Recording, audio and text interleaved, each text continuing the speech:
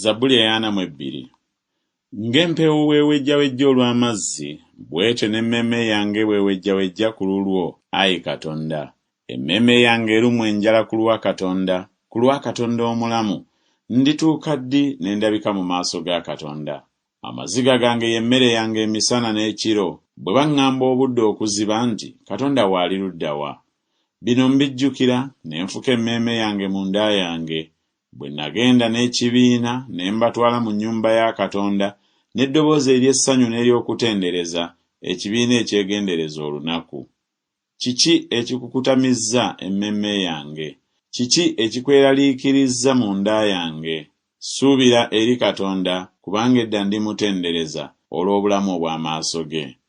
Ayi Katonda wange, emmeeme yange ekutamye mu nda yange. Kyenva nkujjukira mu nsi ya Yoludaani ne ku nsozi Kerumooni ne ku kasozi Mizali. Obuziba bukoowoola obuziba, amazzi go ageefuukuula bwe gayira. Amayengo go gonna n'amasingiisira go gampiseeko.